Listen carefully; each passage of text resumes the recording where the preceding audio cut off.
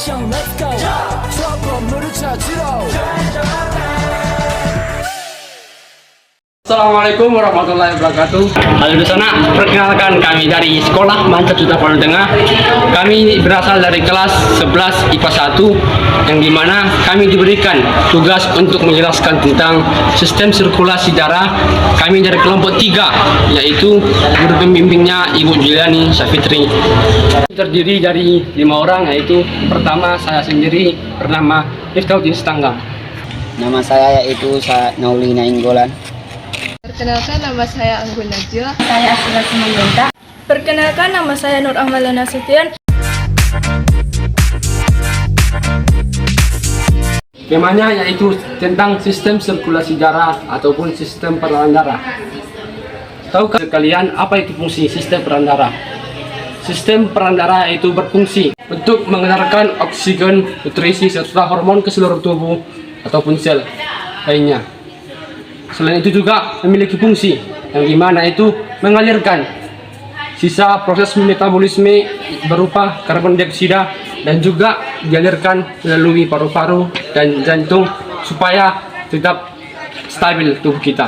Jadi bisa kita katakan bahwa sistem peredaran darah ini memiliki fungsi yaitu untuk menstabilkan kinerja otot maupun sel lainnya supaya tetap lebih stabil. Sistem peredaran darah manusia ini yaitu tersusun dari beberapa organ. Yang pertama yaitu jantung. Jantung yaitu salah satu organ vital yang terletak pada sebelah kiri rongga dada, atau tepatnya terletak pada bagian belakang tulang dada. Fungsinya yaitu untuk memompa darah ke seluruh tubuh, dan juga untuk orang-orang dewasa jantung ini sebesar kepala tangan. Adapun 4 bagian-bagian atau ruangannya yaitu 2 bilik kiri dan kanan atau ventrikel, dan juga serambi ataupun atrium yang dimana terletak pada kiri dan kanan. Serambi kiri dan juga bilik kiri yaitu berisi tentang darah bersih yang kaya oksigen ya. Dan yang kedua yaitu serambi kanan dan juga bilik kanan yang dimana berisi darah kotor. Fungsi dari 4 ruangan ini yaitu untuk supaya tidak terjadi aliran pulang balik antara saat kita memompa darah ke jantung. Yang kedua yaitu pembuluh darah. Pembuluh darah ini yaitu berfungsi untuk mengedarkan darah dari jantung ke berbagai organ maupun juga ke jaringan tubuh maupun sebaliknya. Ada 2 jenis pembuluh darah ini, yaitu yang pertama yaitu arteri. Arteri ini yaitu memiliki fungsi yaitu untuk membawa darah katakan oksigen dari jantung menuju ke berbagai seluruh jaringan dan juga organ tubuh lainnya kecuali pembuluh darah arteri pulmonalis. Yang kedua yaitu vena. Vena ini yaitu pembuluh darah yang berfungsi untuk mengalirkan darah ke seluruh tubuh. Yang ketiga yaitu darah. Darah adalah komponen terpenting dalam peredaran manusia. Darah berperan sebagai pembawa nutrisi, oksigen, hormon, dan antibodi. Juga mengangkut zat beracun dan metabolisme seperti karbon dioksida untuk dikeluarkan dari tubuh. Itu darah dari beberapa atas bagian. Yang pertama, sel darah merah atau eritrosit bertindak sebagai pembawa oksigen dan karbon dioksida.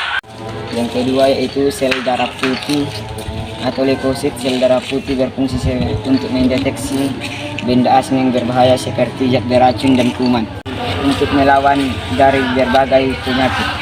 Sistem peredaran darah manusia terbagi menjadi 3. Yang pertama, sirkulasi sistematik. Yang kedua, sirkulasi pulmonal. Yang ketiga, sirkulasi koroner. Sirkulasi sistemik merupakan sirkulasi darah yang mengaliri seluruh tubuh. Sirkulasi ini berlangsung ketika darah bersih yang mengandung oksigen mengisi serambi kiri jantung melalui vena pulmonalis setelah melepaskan karbon dioksida di paru-paru. Sirkulasi pulmonal atau sirkulasi paru merupakan sirkulasi darah dari jantung menuju paru-paru dan sebaliknya. Sirkulasi berlangsung saat darah yang mengandung karbon dioksida dari sisa metabolisme tubuh kembali ke jantung melalui pembuluh vena besar atau vena cava. 3. Sirkulasi koroner. Sama seperti organ tubuh lain, jantung juga membutuhkan asupan oksigen dan nutrisi agar dapat menjalankan fungsinya dengan baik. Darah yang membawa nutrisi dan oksigen ke otot-otot jantung akan dialirkan melalui pembuluh arteri koroner. Ketika pembuluh darah jantung tersumbat atau aterosklerosis, aliran darah di jantung akan mengalami gangguan. Hal ini bisa membuat otot-otot jantung kekurangan oksigen dan nutrisi sehingga fungsinya terganggu dan lama-kelamaan bisa menyebabkan terjadinya serangan jantung. Saya akan menjelaskan gangguan pada sistem peredaran darah. Aliran darah yang terganggu dapat menyebabkan kerusakan pada organ tubuh sehingga menimbulkan berbagai penyakit serius. Gangguan pada sistem peredaran darah manusia ini dapat disebabkan oleh berbagai hal, mulai dari kelainan bawaan atau gangguan genetik, gaya hidup, penyakit tertentu seperti diabetes.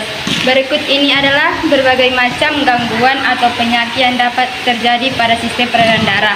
Hipertensi atau tekanan darah tinggi, sumbatan pembuluh darah arteri atau aterosklerosis, penyakit jantung koroner, gagal jantung, aneurisma aorta, gangguan irama jantung atau aritmia, henti jantung, kelainan otot jantung atau lemah jantung, atau kardiomiopati, stroke, penyakit arteri perifer, emboli dan trombosis vena dalam penyakit jantung bawaan. Gangguan pada sistem peredaran darah merupakan kondisi berbahaya yang tidak bisa dianggap remeh. Jika tidak segera diobati, kondisi tersebut bisa menimbulkan komplikasi serius seperti kerusakan organ dan bahkan kematian. Oleh karena itu, penting bagi siapa saja untuk selalu menjaga kesehatan sistem peredaran darah dengan cara menerapkan pola hidup sehat yang menjalani pemeriksaan kesehatan ke dokter secara rutin. Saya akan menjelaskan tentang sistem peredaran darah. Peredaran darah terbagi menjadi dua, yaitu sistem peredaran darah besar dan sistem peredaran darah kecil. Yang pertama, sistem peredaran darah besar atau disebut juga dengan sistem sistemik. Sistem sistemik adalah sirkulasi di dalam tubuh yang menggerakkan darah antara jantung dan seluruh tubuh. Ini berguna untuk mengirimkan darah yang mengandung oksigen ke seluruh tubuh dan mengembalikan darah yang teroksigenasi kembali ke jantung. Darah yang mengandung oksigen akan memasuki atrium kiri dari vena pulmonalis. Setelah itu, darah akan dipompa melalui katup mitral ke ventrikal kiri. Dari ventrikal tersebut, darah akan dipompa melalui katup aorta, kemudian masuk ke dalam aorta yang merupakan arteri terbesar di dalam tubuh. Untuk pertukaran gas dan nutrisi dengan jaringan tubuh terjadi di dalam kapiler yang mengalir melalui jaringan. Yang kedua, sistem peredaran darah kecil atau disebut juga dengan pulmonan adalah sirkulasi yang berguna untuk menggerakkan darah antara jantung dan paru-paru. Hal ini berfungsi untuk mengangkut darah yang tidak mengandung oksigen ke paru-paru dan menyerap oksigen serta mengeluarkan karbon dioksida. Setelah itu, darah yang sudah diisi oleh oksigen akan kembali lagi ke jantung.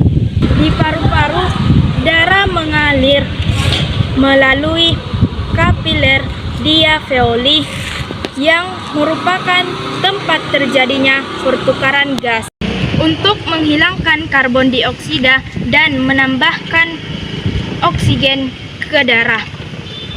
Darah yang sudah terisi oksigen akan meninggalkan paru-paru melalui vena pulmonalis dan mengembalikan ke atrium kiri agar sirkuit pulmonal.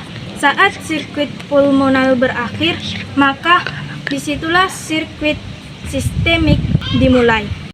Nah, itulah penjelasan mengenai sistem peredaran darah besar dan sistem peredaran darah kecil yang perlu kamu ketahui.